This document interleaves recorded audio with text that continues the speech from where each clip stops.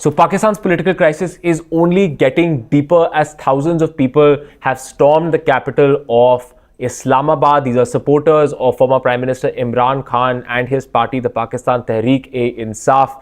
This is a protest that's been going on for the last 3 days. Remember, on the day of the protest, November 24th, just a couple of days ago, we had done a live explaining to you what exactly is going on.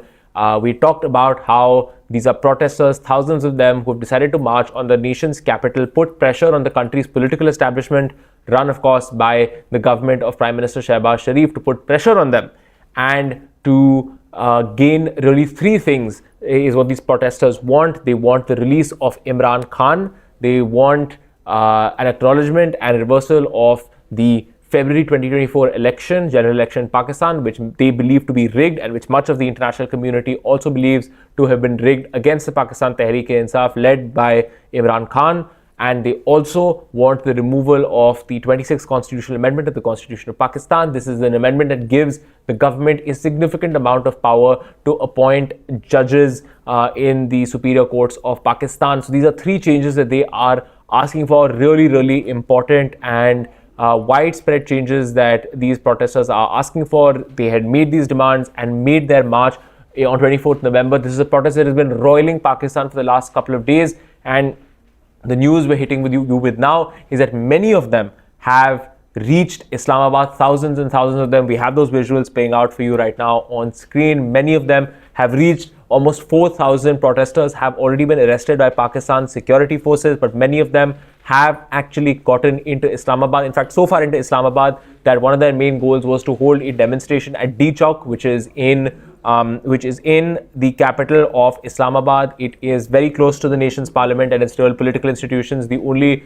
rough equivalent would be Lutyens Delhi in India, and they are sitting there, they are demonstrating.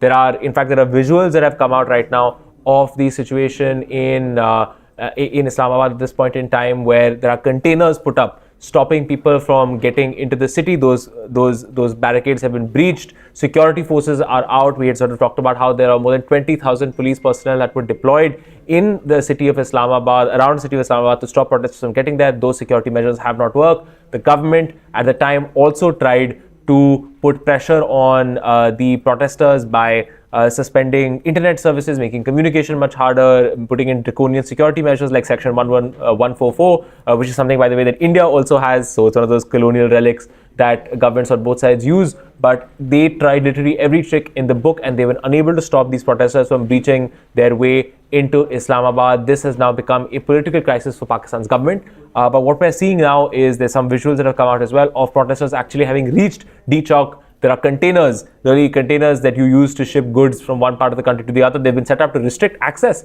to D Chowk, but people are breaching D Chowk right now at this point in time, and they could succeed in their goal of holding this protest demonstration. It is a momentous development that is taking place at this point in time, because it is really driving home the point that the political dispensation in Pakistan right now, this hybrid government, as it's been called, led by Shehbaz Sharif of Pakistan and of course backed by Pakistan's military, has been extremely weak, and this is only driving home their political weakness. What you're seeing is that over the last couple of months, the government has already from the beginning had a crisis of legitimacy. Remember the February 2024 general elections, which Imran Khan and the PTI, if it had been a fair election, were expected to have won because of Imran Khan's massive popularity on the ground.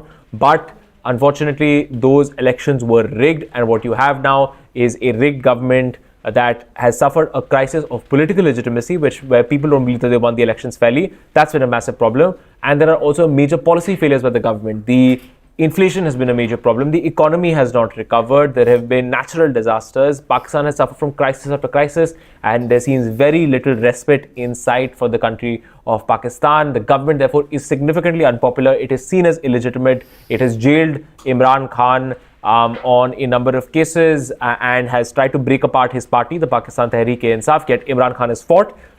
He is by no means a perfect political character. In fact, as Prime Minister of Pakistan, he led it on the path to many of the policies that have resulted in Pakistan's present economic situation, as well as pursuing a policy on matters like Kashmir that were very much inimical to India's interests. So by no means is he a a universally positive political figure, but the people of Pakistan see him very much as their political savior at this point in time. He is the most popular politician in Pakistan, and I had an interview with Sushant Sareen very recently where he talked about Imran Khan being the most powerful man in Pakistan, because despite the fact that he is in jail, he can snap his fingers, call for a massive protest that has shut the country down, that has put the political establishment of the country on the lam, on the run. You can see that despite thousands and thousands of security personnel being deployed outside Islamabad, they have been unable to stop these protesters from getting in.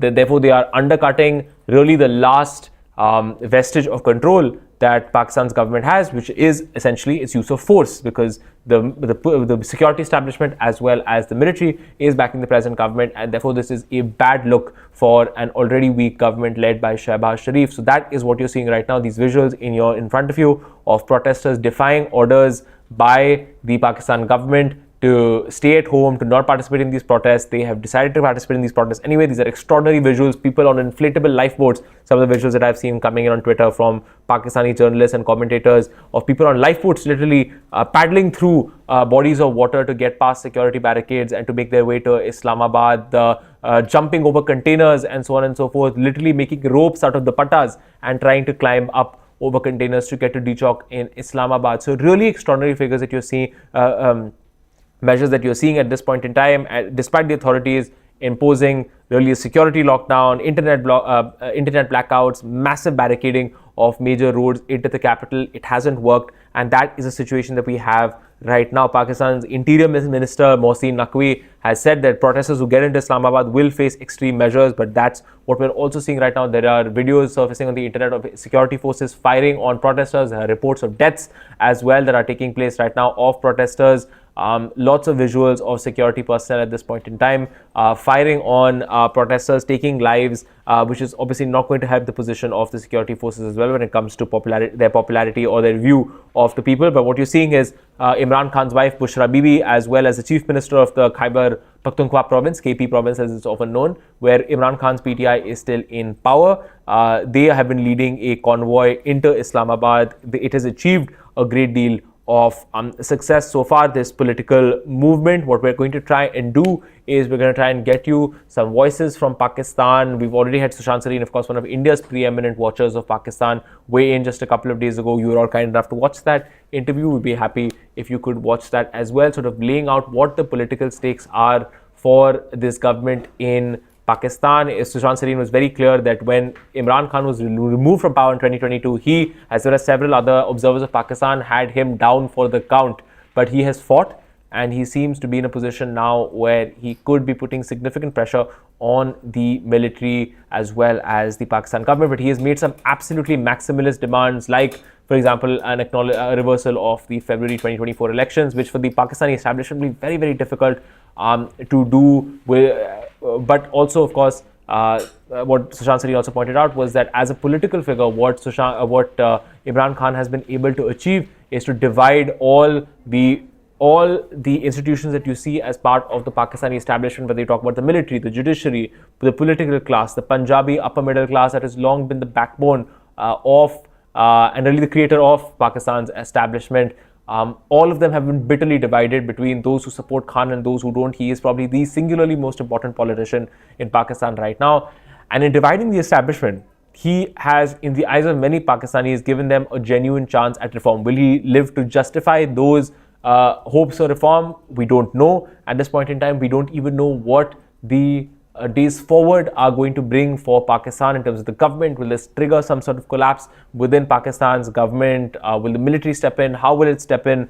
These questions are really up in the air. Of course, it would be irresponsible for us to speculate beyond a certain point, but these are questions that are in the air and will have to be answered. So if I could ask you to keep an eye on this story, because this is really the big developing story right now. What is happening in Pakistan, a country that has been on boil this entire year, a government that has been seemingly fighting political fate, an establishment that has been losing ground against one man, Imran Khan, and his cult of personality. We will keep you updated on every detail on this story as protesters in their thousands breach security barricades and make it into Islamabad. Thank you so much for joining us here on India Today Global.